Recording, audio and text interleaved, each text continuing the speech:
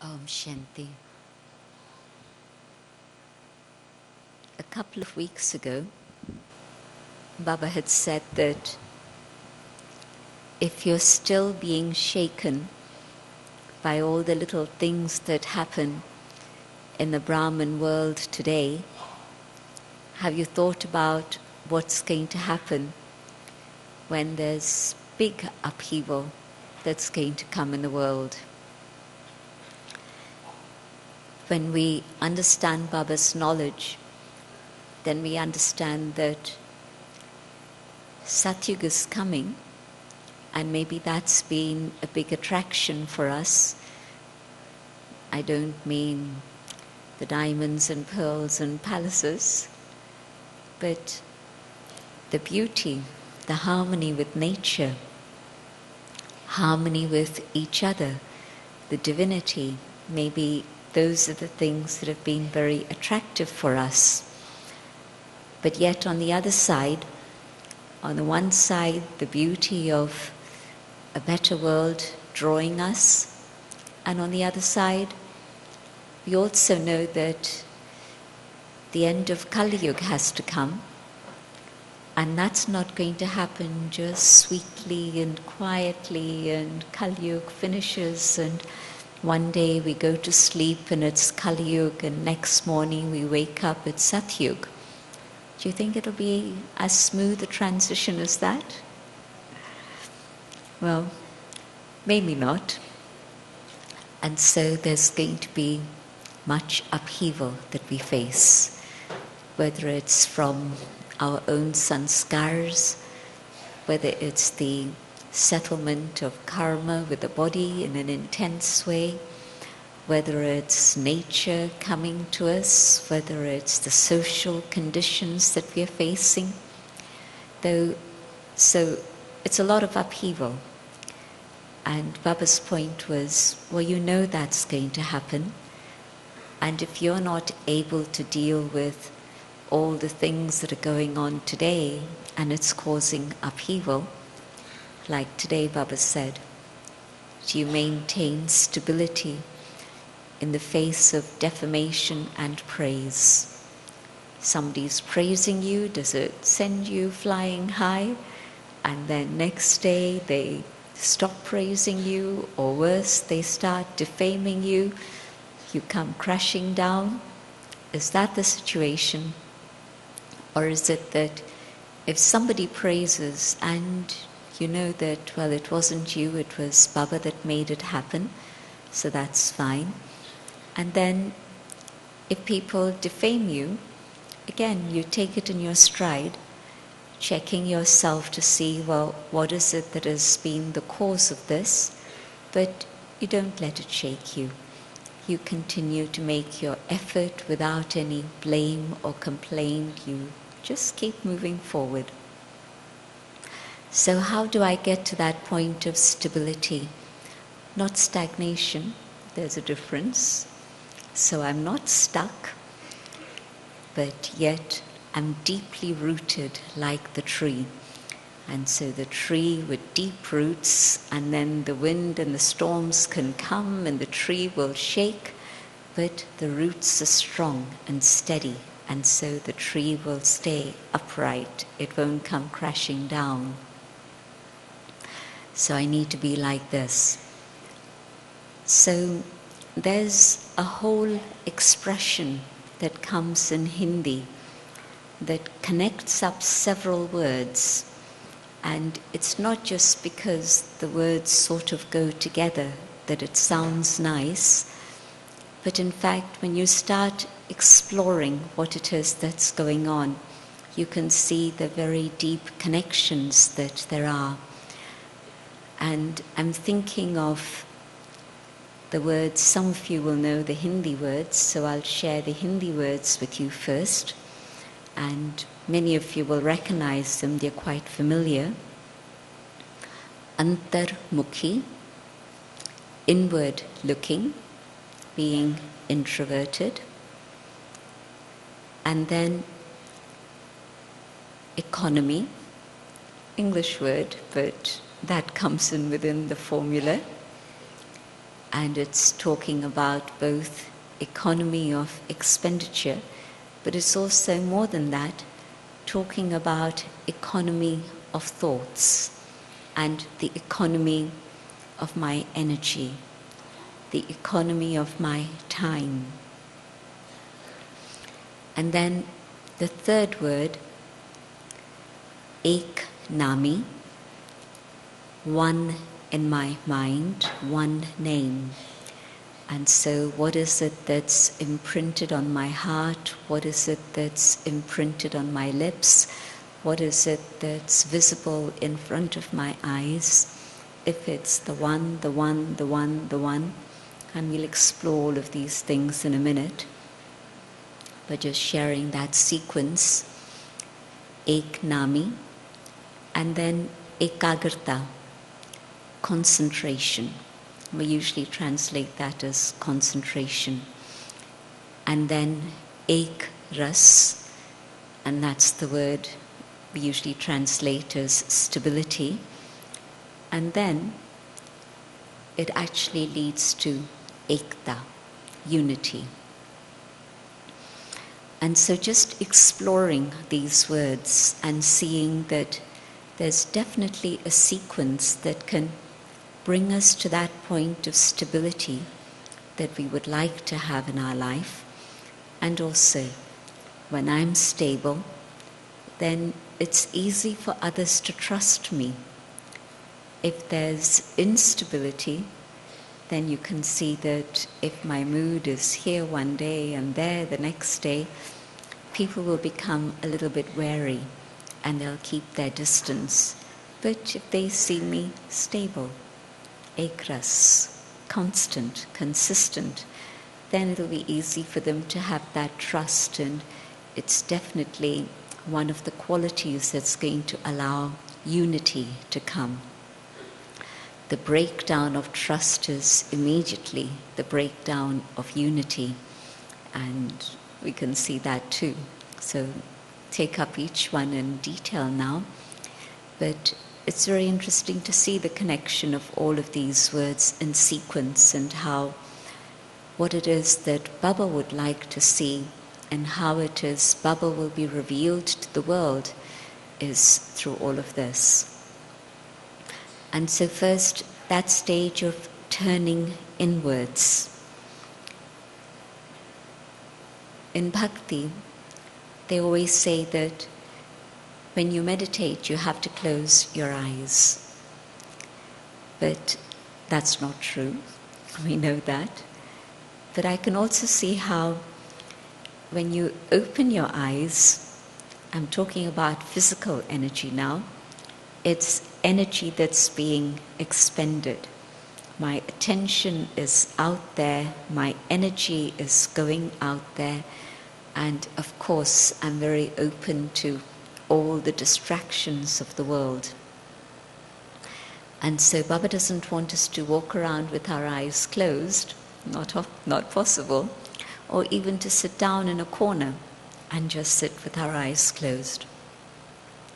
While we are up and about, Baba wants us to do karma yoga, be engaged in good karma, and when we are sitting, Baba wants us to be able to go beyond everything with just a glance, a moment of drishti and connection with Baba. And so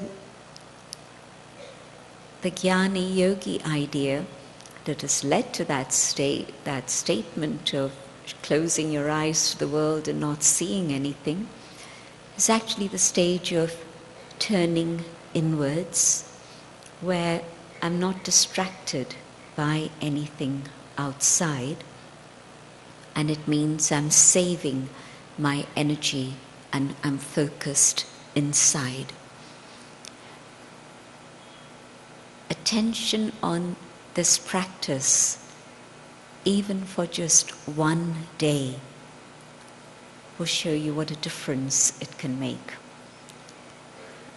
We say that we don't give instant results. It's not instant coffee, instant tea. But yet, in fact, soul consciousness and introversion, turning inwards very sincerely, practicing this, and some of you have half a day left in Madhuban, some of you have 1 day or a few days left in Madhuban. But however long it is you do have, just try this. You don't need to be distracted by anyone, anything outside. There's no demands. Just take the opportunity to keep turning inwards, or even staying inwards and coming out only when it's essential, but going back in. And certainly I know that in Madhuban upstairs they have the silence badges, and I don't know whether they've got any here, but I know that some of you are now thinking of going up also. But get yourself a silence badge, and even if you don't get one of those badges, make it your badge in here, that this is what I want to do. Stay focused inwards, antarmukhi. And yes, definitely, then you'll be very economical with your thoughts, your words, your time, your energy. And yes, of course, finance also comes into it. Many, many years ago, Daddy was cautioning me about one particular individual and saying not to spend too much time with them. And I didn't ask her why. You can't ask Daddy why always, but you trust and you take that as a signal. And on another occasion, she then told me that this individual was very extravagant in Baba's yagya.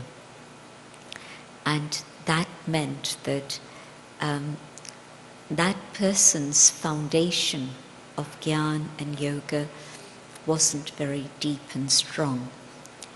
And it sounds a bit strange, doesn't it? Extravagance and foundation of Gyan and Yoga. Most of you are now aware of the whole karmic situation with money and also then one's own stage. But yet, at that time, it was a new idea I was hearing, but it turned out to be absolutely that. And it's actually quite simple to work out. If my focus is inside, what is it that I need? And how am I going to do things? I'm going to do the best possible in the simplest way possible. And if my focus is not inside, my attention is outside and there's distractions, I'm not going to be concerned about the karmic connections of finance and economy. I'm going to just be out there, spending, expending energy on all levels. But attention inside, and there's going to be attention on everything outside also. And so, a strange word to put in within all the list of the English words, the Hindi words, one English word thrown in, but it's been what Baba has told us. And so just accuracy, attention inside, and accuracy in what I do, in my thoughts, my words, and actions, karma, finance. And that's also going to help me conserve energy, build up my energy, generate energy, and I'm going to have that extra strength and power within. When things shake me, then I know it's because I lack the power to be able to deal with whatever it is. And power is not just what I'm taking from Baba in yoga, but every step along the day, whatever it is that's happening, it's either an opportunity for me to accumulate, or it's a situation which I'm dissipating. And so it's very rare that there's something that's not on either direction, but usually it is. It's either a dissipation of energy or it's an accumulation of energy. And so I have a choice. Do I allow that to go, or do I allow that to increase? And if I'm focused on increasing my own inner capacity and my own inner power, then I'll pay attention to that too. But especially to the whole subject of economy in my thinking. And there's absolutely a connection between the way in which I think and the way in which I speak. And sometimes somebody has said to me, shall I write you a note? It's happened in the last week with at least 4 people. And they've said to me, shall I write you a note? And my question to them is, well, is it clear in your mind? And 3 of them said, no, it's not very clear. I said, write a note. And the very process of writing it will clarify it for you. And if it is clear, don't worry about writing, then just come and share. And it's absolutely true that if something is clear in my mind, it doesn't take half an hour to speak of it.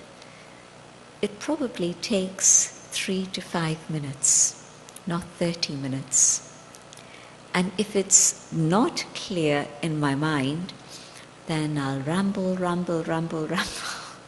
And maybe at the end of 15 minutes, something will begin to emerge that's clear. And so the process of simplifying my thoughts and being able to come to the essence of what it is that's happening and what is it that I want to do and what is it that I need to do. Learning to be economical in my mind means learning to eliminate waste thoughts. The more waste thoughts I have, the less the clarity I have, and the less the energy I have.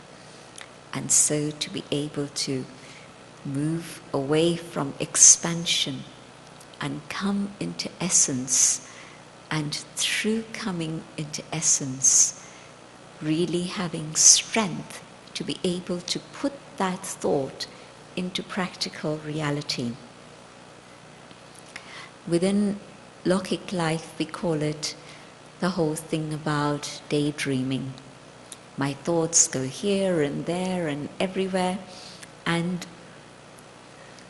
I don't have the energy to actually follow up on any of those beautiful ideas that I've had, because it's just too much energy that's scattered. But okay, one idea, another idea, another idea. Let me be stable, let me be still, and let me see which idea is it that's going to be practical, and which idea is it that's going to be the best use of my time and energy.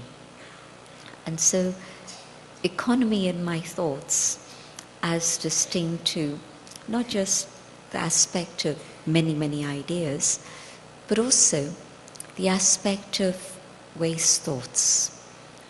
When there's waste thoughts, there's a whole storm. Many things coming into my mind and rushing around and going around and around in circles. And so Baba says, stop. Just take a moment to be still. Just be soul conscious. And in that stillness and soul consciousness, then you can see what is it that's useful and what is it that's not useful.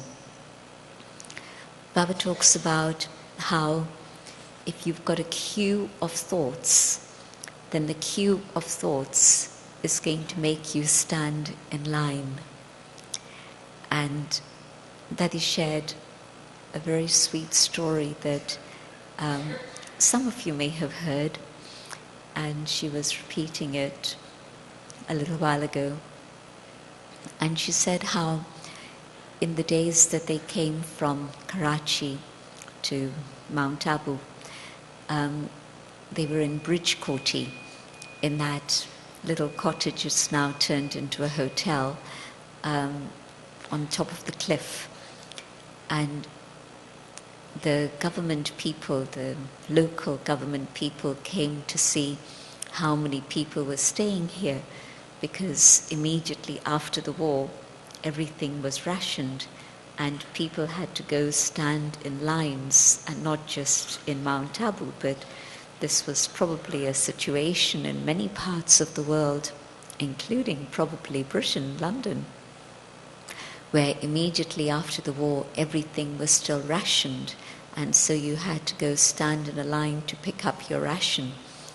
And she said how the government officials had come and they wanted to know how many people there were. And Baba called them all to have yoga, and they all came and sat down, and the purpose of coming and sitting down was so that then these people could do the counting. And Baba sat conducting drill, and so giving drishti, and the atmosphere became so charged that they couldn't count. They'd count up to 4, 5, and the atmosphere would pull them, and they'd disappear. They couldn't see who was there anymore. They just were not in the consciousness of the rational and the logistical and mundane. And so they complained, and Baba said, okay, I'll leave the room. And Baba actually left the room so that then the atmosphere could become a little bit less charged, and then they got on with their job of counting. And then they said to Baba afterwards, they were sharing their experience, and Baba told them, well, this is what is yoga power.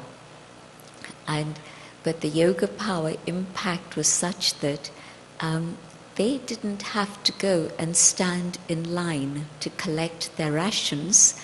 These people then said, we're going to send it all. We now know how many of you there are. Just send one individual and we'll send for the whole community. And Daddy was saying how on the physical level she saw yoga power working, and Baba was constantly using yoga power in very practical situations. But it was also the lesson that Avyakt Baba talks about, that if you have a queue of thoughts, then what you're going to have to do is stand in a queue, stand in line, waiting for your turn to claim the throne. And whether it happens in the golden age or whether it happens in the silver age, who knows? You're standing in line. But if you've learned to put the full stop, and you've been able to accumulate your own power, and you have that inner strength and capacity, then yes, you don't have to stand in line in a queue. You claim the kingdom. But it was interesting to hear that I've heard that story about how the yoga power made them just absolutely go into silence themselves, but the repercussion of that having experienced the power of the community and what yoga and silence is about, they were then cooperating in terms of supporting the community and not having to stand in lines out there. So that was an interesting addition that he had made.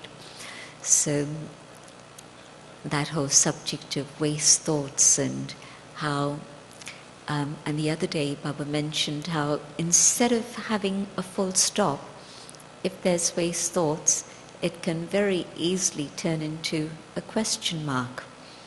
And once there's a question, and Baba's not talking about the questions of understanding and developing your understanding of Baba's Gyan and truth and yoga, but the questions where I'm challenging drama. And can you challenge drama? Well, you can, but it's not going to do you any good. Drama is accurate and drama is right. And that's maybe where the biggest instability comes, that we don't have that faith at that moment that drama is accurate. It's such a simple lesson, and I speak for myself. It takes a long, long time to absolutely have that stability in terms of the subject of drama. To understand soul is beautiful. To love God and understand God is, of course, our great fortune. But to understand drama and be stable on drama, and of course that's then connected with family also, because drama isn't just me and God. Drama is all of us together, the whole story of many, many souls. Drama isn't one and two. Drama is many, many. And so where the family comes in, and you're seeing the behavior of individuals in the family, you're seeing the scenes of drama, and the question, but why? Why does this one behave the way they do? Or why isn't this one behaving the way they should? Or why is drama like this? Couldn't it have been different? It could have been different, surely. And we still have to wait and see how drama is going to unfold. Many scenes still developing within the drama, and we've no idea what the scenes are going to bring. But I can't prepare myself for all the scenarios that are going to come in front of me, but I can make sure that I'm developing my own faith and my own stability in drama. And so the lesson that I have to learn, drama is not only okay, well, I suppose it's drama. You know, how often do we say that? We try and stabilize our minds. I suppose it's drama. But no, not just that. Baba has a different word for drama. Baba doesn't just say drama. Baba says sweet drama. And can I just always say sweet drama, sweet drama?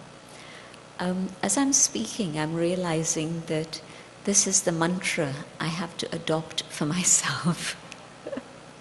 Really, I'm not teaching you, I'm teaching myself. Because, yeah, I can see that just taking the example of Baba coming to be with us and giving us all that love and telling us, you're good, you're good, you're good, everyone's good. No one was bad, right? The UK, Europe was very good, your special jewels, your Mahavirs. Australia is very good, America is very good, Africa is very good, Russia is very good, everyone's good. And then, without even saying goodbye, Baba suddenly disappears. What happened? But then equally, Baba coming back to be with us. And in that little gap where Baba closed his eyes, and we didn't know whether he was flying away. We've never seen Baba get tired in the middle of a murli or a middle of a meeting and saying, okay, I just need to rest my eyes for a moment. Never seen that. And so when Baba did close his eyes, am I seeing it? Am I really seeing this? You know, is it true? And then, of course, yes, Tadikulzar comes, and then Nilu has a little chat with her. Daddy, they've got lots of other things waiting. Can you go back and tell Baba, please come back again? And so she goes off, very obedient, and Baba comes back again. But in that little intervening gap, what were your thoughts? And was it drama preparing us for the time when truly maybe we'll be here to witness Baba's final coming and final message? Maybe we won't. But wherever it is in the world we are, whether we are here or whether we are there, the quality of my preparation will determine whether I'm thrown into total upheaval or whether I'll say, well, I can be avyakt and be with Baba too. Or I'll say, well, I'm down here and Baba's up here, how am I going to connect?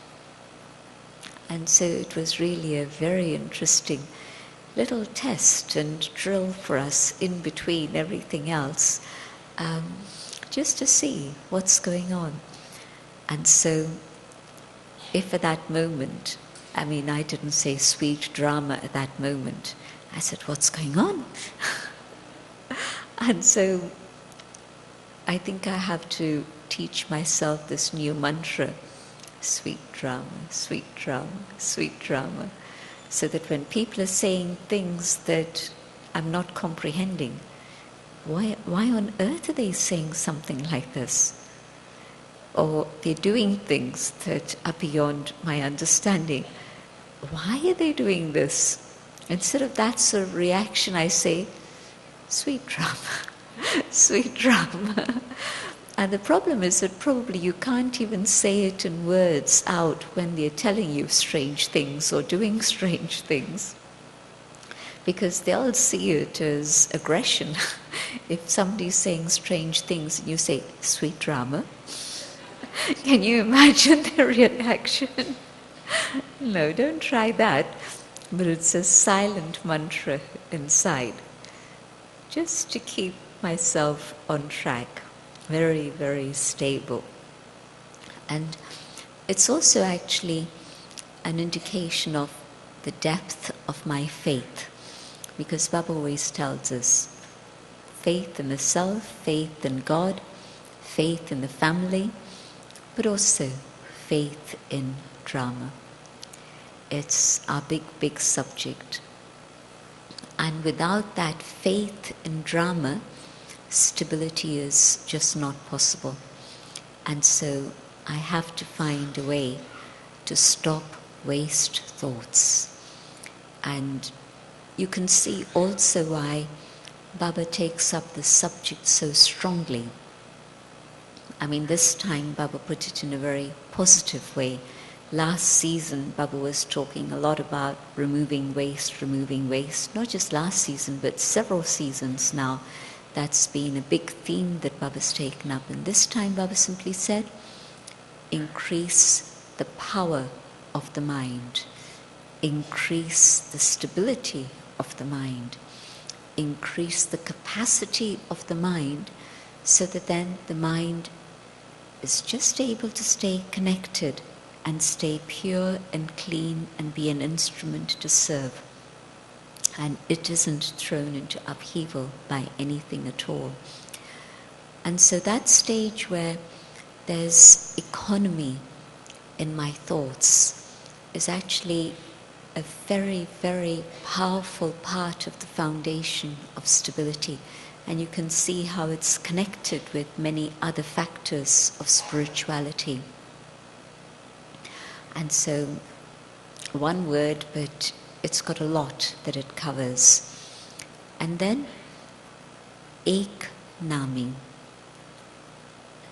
the love in my heart for one, the words that I speak, sharing the things that I've taken from one. In my eyes, again, I'm seeing that one in front of me. When somebody's in your mind a lot, then you're doing all the things you need to do, but it's in your mind, and it's like they're in your eyes, they're in front of you all the time. So it's not something conscious, but it's penetrated so deeply that you can't shift it, it's there. And so that state of ek nami, just one, and you can see it in the dadis.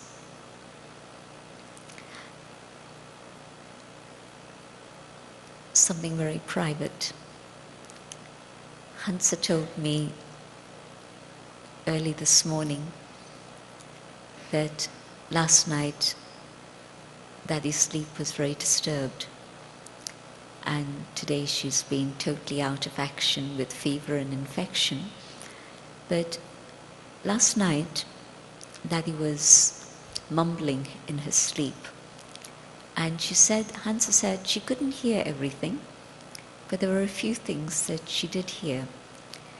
And one of the things that she heard Daddy say in her sleep is, "Baba, I want everyone's face to show you."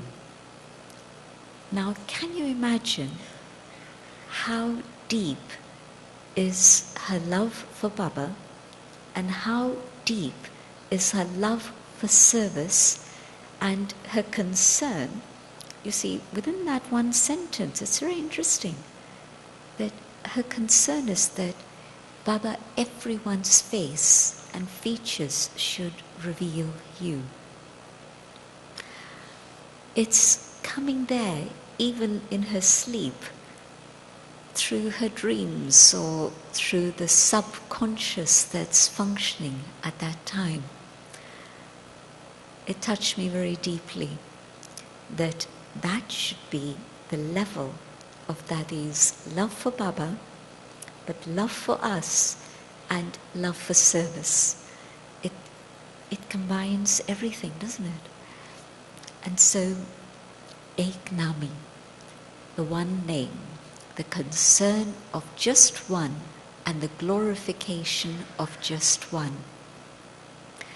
And this morning she was repeating, "Daddy, do you know this is what you were saying?" And Daddy said, "Well, of course, what else is there?"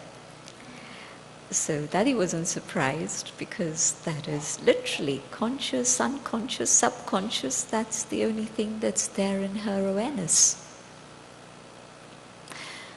And so when I'm able to have that stage of just simply focusing on one, and focusing on one doesn't mean just thinking about a point of light, but it means thinking about all the knowledge that that one being has given, the truth that that being has revealed, and a mind that's completely engaged with that truth. And so to be able to have that stage of Ek Nami. And then Ekagarta, concentration, absolute focus. Mansa Seva, the things that Dadiji told us in August and Baba's telling us now again. My mind able to be still and focused so that God's light can shine through my mind. If my mind is still running around here and there, Mansa Seva is very far away. Concentration just isn't something that I've been able to achieve. Think about the sages and saints of the past who've been remembered and who set the pattern for bhakti and helped multi-thousands or even millions through the years. All they were doing was simply practicing concentration, letting go of the distractions and the attractions of the world and just focusing, concentrating. The power of concentration is that which enables us to generate Mansa Shakti, the power of the mind, through which then the mind can be an instrument to serve. And so concentration is absolutely the stage that's going to then lead me to stability.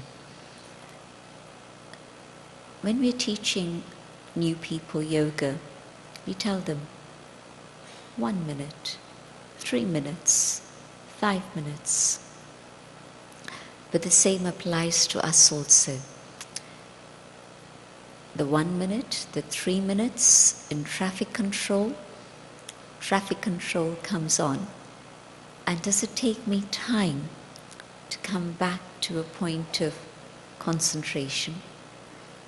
Or the signal comes and within a second, within a moment, I can be focused and concentrated and connect with myself and with Baba.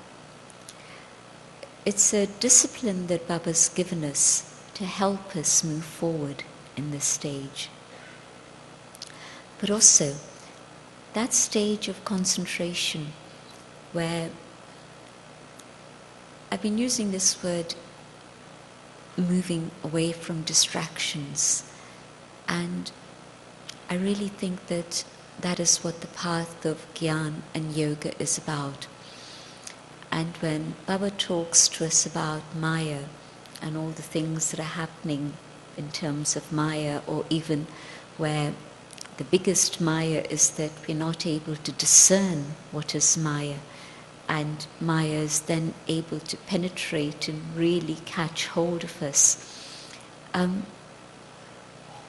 That's the total contrast of concentration. On the one side, Gyan and the truth and yoga and my ability to focus on the truth who is the one, but the truth that that one is sharing. So truth is actually the one word that takes in that whole subject of Gyan and yoga. And so if this is what I've come to Baba for, then let me just check and see what else is it that's taking me away from that. And if I haven't come here for that, well, why am I here? Surely this is why I'm here, to connect with the truth, and by connecting with the truth through the knowledge and through yoga, to be the truth myself. And anything else that's taking me away from that is a distraction, and it's going to be a problem. When Baba says, in the final moments, your final thoughts are going to lead you to your destination, it's not going to happen just like that. It's going to happen if I've practiced. And Baba used to say this word a lot, over a long period of time. It's not something I've heard Baba say a lot recently, but certainly it's very important. A state of concentration only is going to happen if I've practiced this over a period of time. It doesn't happen just like this. And it doesn't mean that if you've only been with Baba for 9 months or a year, that it's not possible. 9 months or a year is wonderful. It's enough time. And if you've been with Baba for more than a year, 5 years, 50 years, whatever it is, but all of that has been a lesson in being able to see how to keep myself free from all distractions and just simply focus on one. And those who had 40 years and 50 years had the luxury of time. They could take their time about learning what are the distractions and how to be able to focus. But if you've come to Baba fairly recently, I don't think you have that luxury anymore. And so your effort needs to be that much more intense than anybody else. And so really to take it very sincerely. We heard this lovely definition of sincere in the MC retreat. And it was without a mask. Remove the masks and then truly that is sincere, without the mask. And so looking at what's going on for myself and seeing how sincere am I in being able to just concentrate on what it is I've come here for, and then to realize that anything else is going to be an impediment. And so concentration, and with that the power that I need to come to ekagrata, then ek ras, stability. So you can see how it's not just words, but it's actually telling us a very beautiful sequence of the things we need to pay attention to come to that state of stability in which really we are not shaken. Because definitely, and now I'm not just thinking about the natural disasters and the things in the world outside that are going to be coming and creating upheaval. I'm thinking about whatever it is that happens within the yajna, the departure of the dadis, things that are unexpected. The departure of the dadis, 80s and 90s, it's not unexpected. It's to be expected. But things can happen in the yajna that we weren't expecting. And so whatever it is that happens, but if I focused on introversion, being economical with my thoughts, by stabilizing myself on drama, by my faith in drama, just increasing my deep love for Baba and love for Baba's knowledge, by improving my ability to focus and concentrate. I need to check each step along the way. Then yes, a little bit of stability today, but more and more and more. And through all of this, then yes, I know that my stability can be a force that can unify.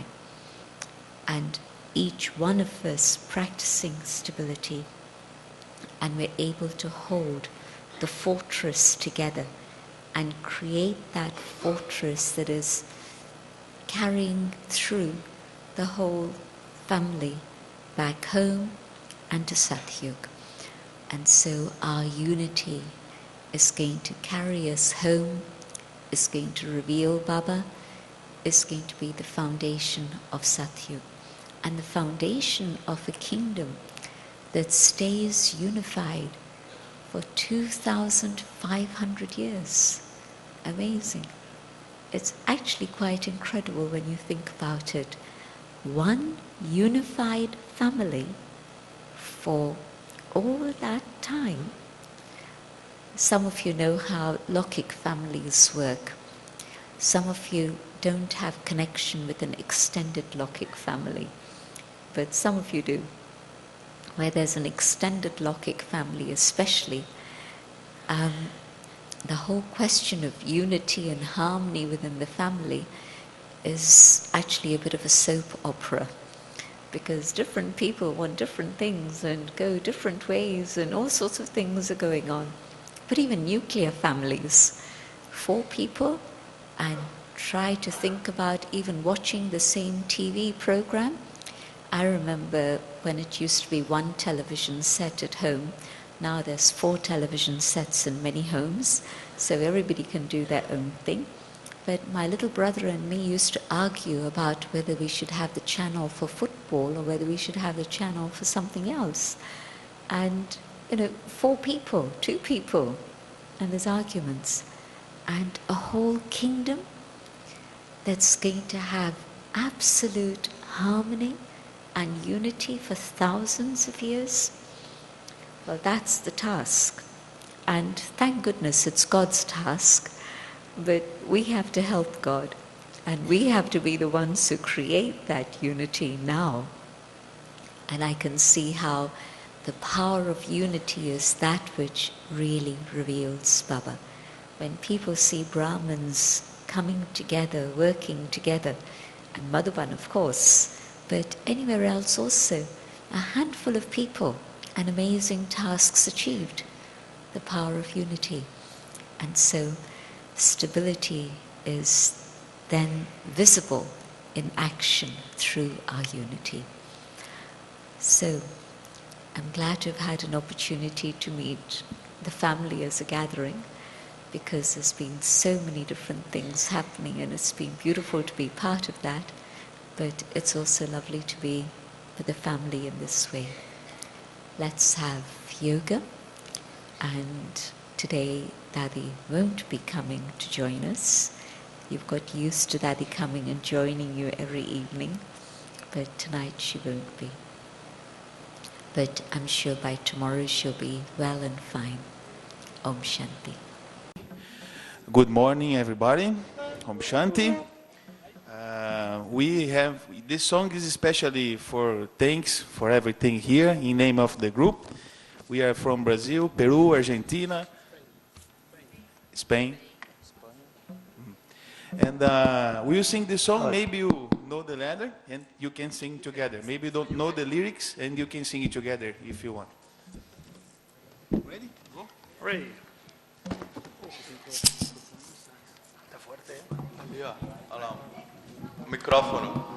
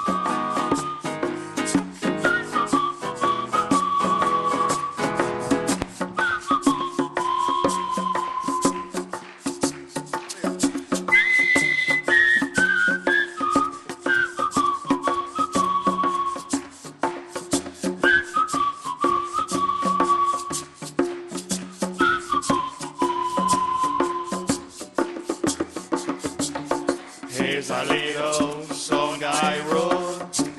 You might want to sing note for note. Don't worry, everybody. Be happy. In every life we have some trouble, but when you worry, you make it double. Don't worry. Be happy. Ba, ba,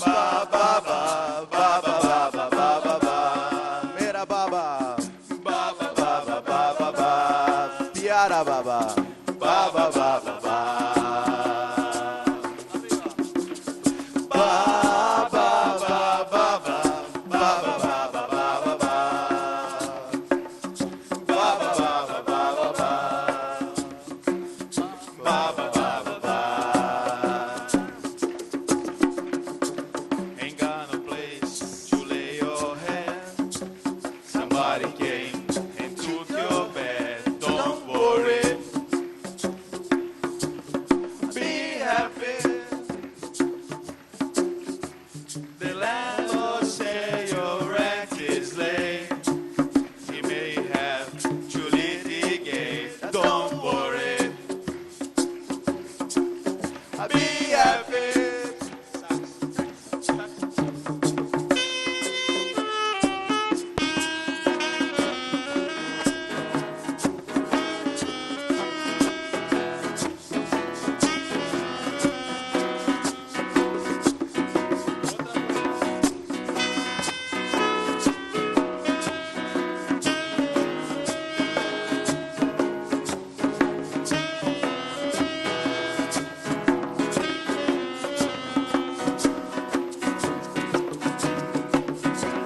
Ain't got no cash, ain't got no style, ain't got no girl to make you smile. Don't worry, everybody, be happy. 'Cause when you're worried, your face will frown, and that will bring everybody down. Don't worry, be happy.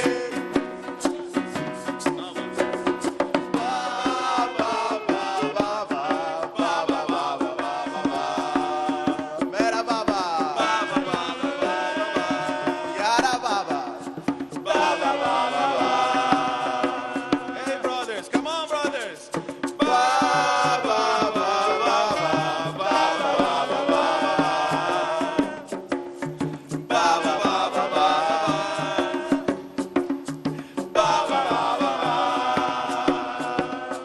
Without the instruments. Ba ba ba ba ba ba ba ba ba ba.